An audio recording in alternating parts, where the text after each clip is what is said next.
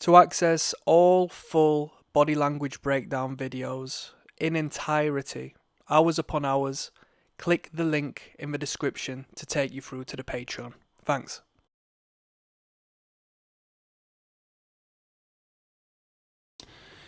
Everyday Superpower, where we talk body language, relationships, game, and everything in between. Yes, we're moving on. We're observing the people in this video. Blind dating a famous comedian. So if you're joining me just now, hold on. Watch till the end. Why do I say that? Because you're going to learn information that you're going to not go without in this day-to-day existence of ours. Because your brain's going to internalize it due to the value of how you're going to be able to perceive the reality of who people really are, what they really mean, what they're really trying to say, whether they're lying to you or telling the truth, whether they're attracted to you or repulsed. If you want to go from the start of this playlist, down in the comment section, if not the description of the video, there's going to be a link so you can start from the beginning. So we've got a lineup of dudes here. I think we've got 8 out of 9. One of them just got eliminated. We've got 8 dudes, and they're all competing for one girl. All right? So, of course, there's a natural degree of tension in the air. Let's see where we go from here. Questions, get to know Megan. Cocktail hour. Cocktail hour, right? What the hell is cocktail hour? We're going to have to find out, aren't we? Okay. You guys have 10 minutes to get to know each other, ask each other questions, get to know Megan. Right, are they going to have a little mingle then? What's going on? It might get a bit busy for the production team here. Cocktail hour. You guys have 10 minutes to get to know. Guy looking down to the floor, he's all ears, he's paying attention, he's disconnected from paying attention to the people so he can hear the message. He's self-soothing, rubbing onto the cheeks, any sort of self-touch gesture tends to be self-soothing. This guy in the hat, in the round hat, trying to blend it.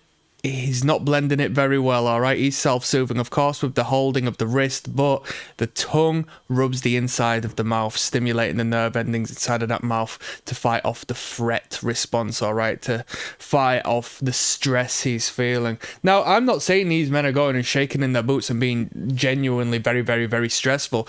I'm just saying that the ape in our brain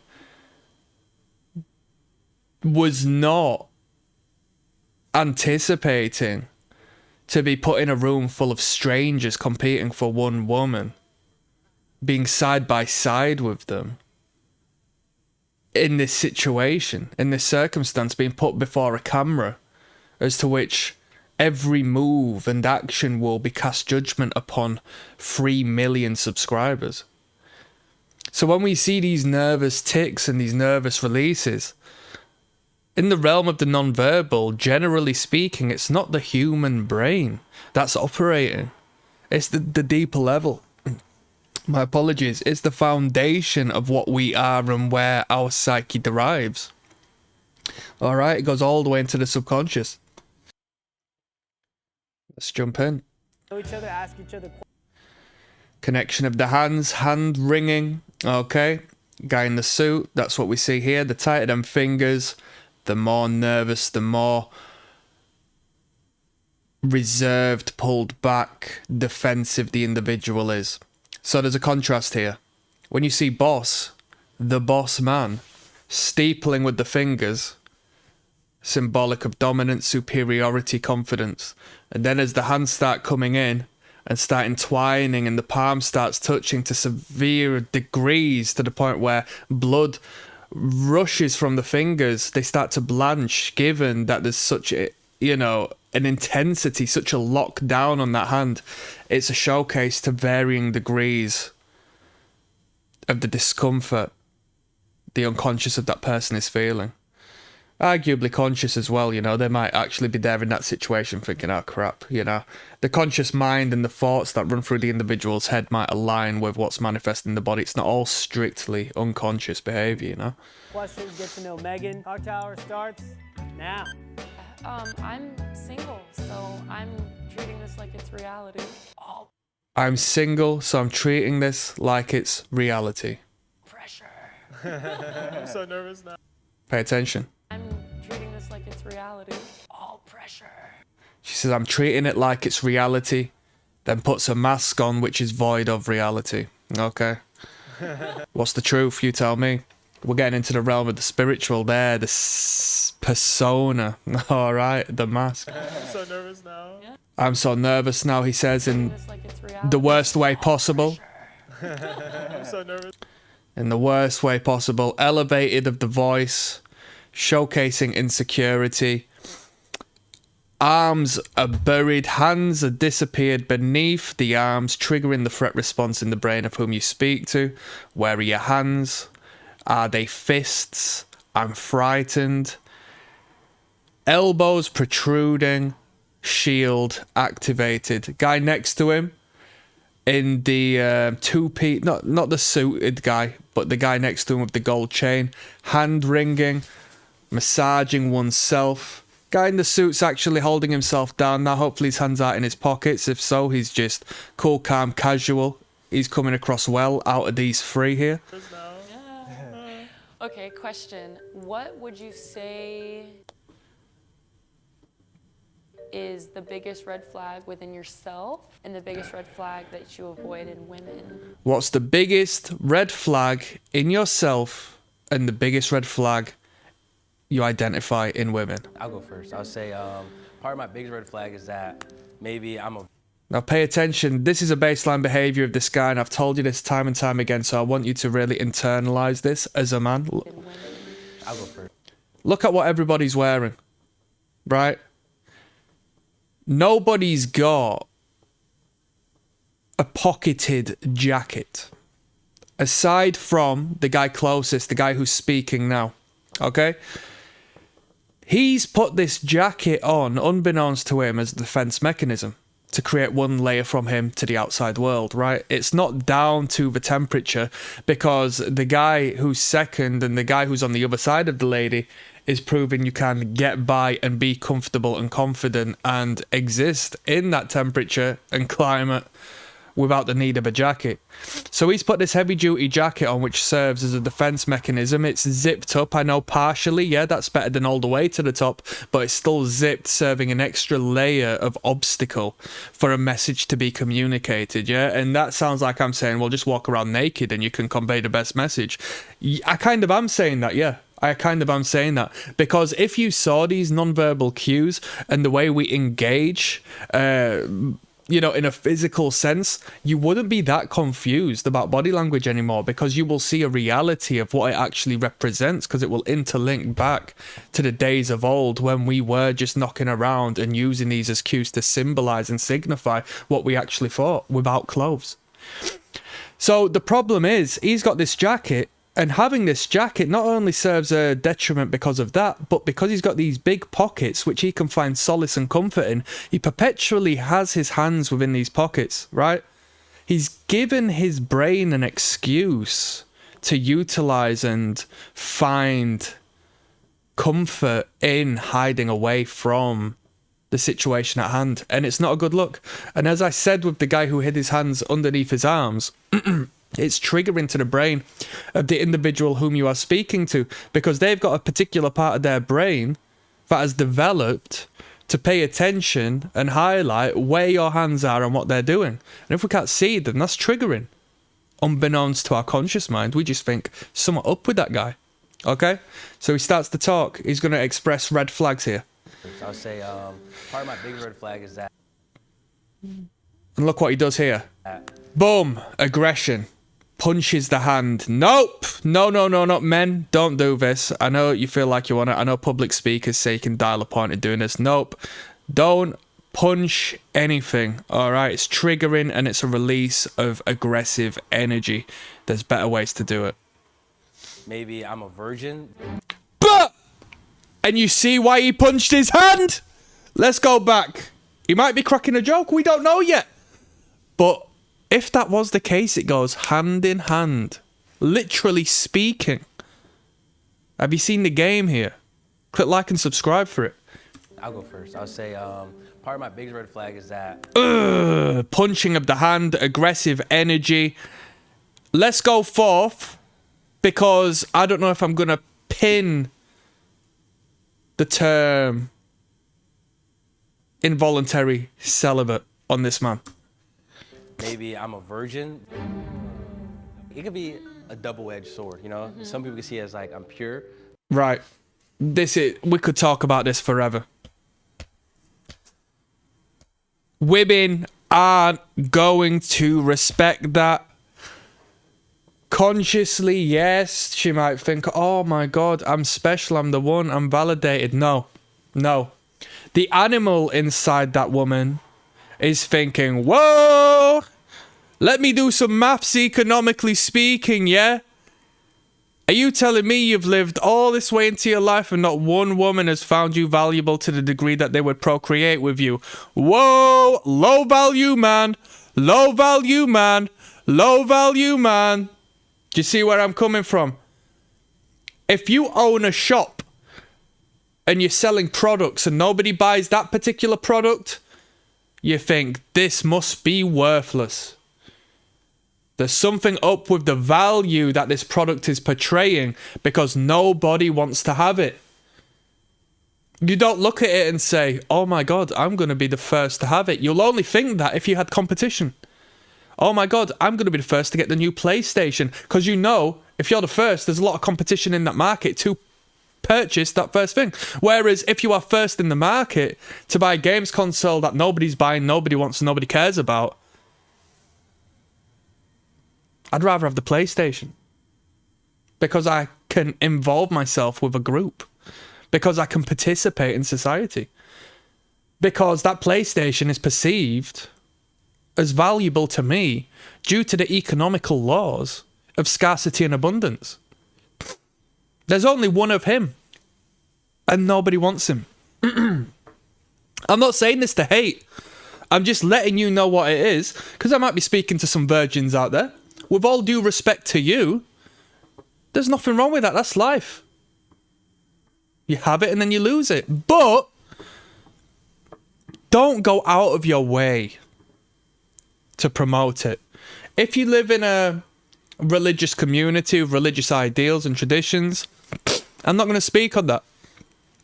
Because it's each to their own, dependent on what you believe in and where you're going. But the reality still remains, and I will argue this. I don't care what religion you are, right? Let's say there's religions out there where you can't have sex before marriage, and your purity and virginity is a necessity, if not a real selling point, religiously speaking, spiritually speaking. That doesn't override the biological reality. So I'm not going to go into depths of this. But I don't care if it's a lady who is of Islamic faith. I don't care if it's a nun. I don't care if it's Mother Teresa. I don't care if, in the masculine sense, it's a monk who's living in solitude in Nepal. They're men and women. They still have the urges, they still have the wants, they still perceive the world as any other human being. Okay? They might abide by other traditions and norms and so forth, but they're still going to see a man who's a virgin as less valuable than a man who's not. Because the man who's not has been chosen by women. She's going to be thinking to him, what is turning women off of you?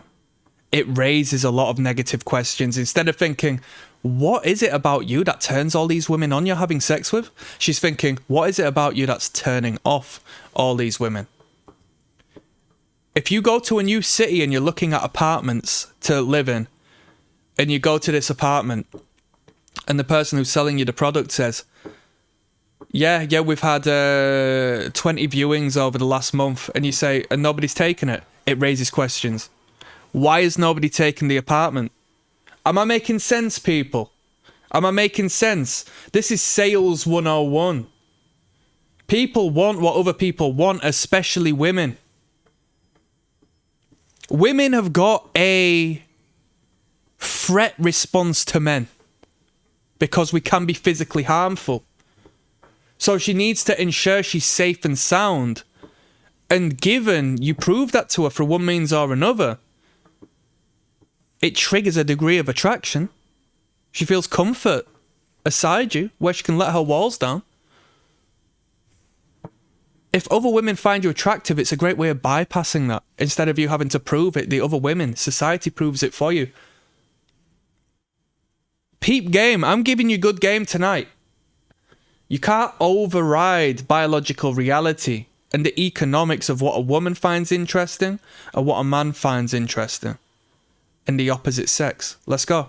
Or I have no experience. Megan, how do you feel about him being a virgin? How do you feel about him being a virgin? Great question. Let's find out. What are your thoughts on Well, I that? think that's a beautiful thing. You know, like By it's choice. not like rocket science. But you see that, how uncomfortable does one need to be to emphasize it's by choice? It's not by choice. It's not by choice. Don't lie. Because you punched your hand in an aggressive fashion as you said it. Virgin. What are your thoughts on Well, I that? think that's a beautiful thing. You know, like By it's choice. not like By choice, he says. rocket science. Like, I mean, if you're bad at sex to begin with, like, you will get better with someone you love. Nah, I like, think I'm pretty good. I mean, Pay attention to what she's saying. if you're bad at sex to begin If you're bad at sex to begin with. So she's just straight away pointing the finger saying you'll be shit in bed. Like, this is where her brain's going. Negatives, not positives. You'll get it somewhere. It's like a guy who's only just started the gym. He's not set one foot in the gym. And he looks like shit. And she says, you'll get there one day. You'll look good one day. In her mind's eye, she's not seeing him as valuable. She's seeing him as a detriment. with, like To the point where he has to even fight back and start lying, right? you will get better with someone you love. Nah, I like, think I'm pretty good. I think I'm pretty good. okay. I mean, But you're a virgin. Like, is it like? You seen that? Is he lying? Is he really a virgin? I'm just chopped. He's really a virgin. I'm just chopped. I'm just chopped. So now he's just calling himself ugly. He's saying, this is crazy. This is self-esteem we are experiencing right now, people. You can't, well, you can narcissistically fake it till you make it when it comes to self-esteem, right? Your body will deny you, but generally speaking, you're probably in a better position to fake that you have belief in oneself and where you're going, rather than go out of your way to put yourself down and consistently submerge within this self-pity and deteriorative talk to the world, if not the self. Self-esteem comes from competence. It comes from going out and doing stuff. It goes from failing. It comes from being an idiot, right? That's where self-esteem comes through. So, I mean, we could take this in a whole bunch of different realms. If you've had issues in the bedroom, right? Speaking in relation to this guy, if you've like pulled a couple of women on a night out and you've been too drunk and you've not been able to get it up and so forth, this happens to most men, right? At some point in their life. You don't even have to be drunk. Let's just say you can't get it up because your head's not in the game, right? It's incredibly embarrassing at first, right? And then as you go through life, experience, it's just part of the to and fro of your biological makeup. Just like, ah, shit, I'm not in the mood. Ah, shit, I'm too tired. And you start banging out and you start having regular, you know, intimate meetings with different people and so forth. You become so comfortable due to the failure that you hold yourself in high esteem and you shrug it off and you wipe it off. And you don't put it forth as who you are. You say, leave it till morning. I'm going to get up again. Same goes with businesses, right? If you've had 10 failed businesses, you've gone through the highs and lows enough to a degree to be so confident in business tenfold in comparison to the man who's had a little bit of experience with his first business and made 500 quid. Because that competence in taking action and experience in the yin and yang of things creates an understanding of both sides of things, and it creates a thorough insight of self that is expressed into the world and expressed to her as confidence. Women want to know how you act under pressure, and if you burst like a pipe, she's going to be turned off by that because she needs you to be her rock. Now, don't get me wrong, there's nothing wrong with being a human being. but it's how you deal with the stress you put under, whether you can pick yourself back up and get on with things and live and learn and shrug it off because you've got one life. My guy has just gone forth and said, this is it. They're meeting each other. They're talking about each other. She's talking about red flags. What's your red flag? What do you see in other people? And he goes, I'm a virgin. I've shagged, by the way. I'm good at it. I'm good at sex. Oh, and she goes, oh, no, you're not. Another guy's called him lame. And now he's saying, I'm chopped, I eat, I'm ugly. What? Are these red flags, or is this a therapy session of you using this as an outlet to express your self-pity into the world? If you're externalizing this, it's a representation of what's internal. It's a crazy situation. Nah, that's a choice. You know that's a choice. Let's go back. Look at that aggression. I'm a virgin? I'm just chopped. She's really a virgin. I'm just chopped. Nah, that's a choice. Look, she corrects. I know she's expressive. I know she's a comedian and does a little bit of acting, a bit of theatrics. But don't look at me like this if we're having a date. Look at this. He's looking at her. Remember when he first dated her? If you're only just joining me now, you need to go back and see the initial speed dates. He's doing what he did on the first date. He's just gazing at her. He's just, well, I won't even say gaze, I'll say stare. Big smile, staring at her. I'm a virgin. I'm ugly. Let me just look at you and smile. And she responds in this manner. I want to punch you in your fucking face. No, that's a choice. Real smiles don't expose the bottom set of teeth, by the way. You know, I'm a re-virginized virgin. I reset my body count. Nice. I'm 0 now. So we're both virgins. We are. Virgin gang. Make that 3. This is the most action, that fist bump is the most action I've had. Same here. Pay attention. She was actually burying him then. She was burying him. That's crazy. This is crazy. Pay attention to the stutter and butter in the voice here. Pay attention. I'm going to go back on this, so just watch what you see. Pay attention to what's being said here. Pay attention to the words. She gives him a fist bump. Virgin gang. Make that 3. This is the most action, that fist bump is the most action I've had. Same. This is the most... Now pay attention. Virgin gang. Make that 3. This is the most action, that fist bump is the most action I've had Same here. in a while. Like, Make that 3. There's some complicated stuff going on here. So initially, I heard the stutter and butter. I thought she was going forth and saying, oh, this is the most action you've had.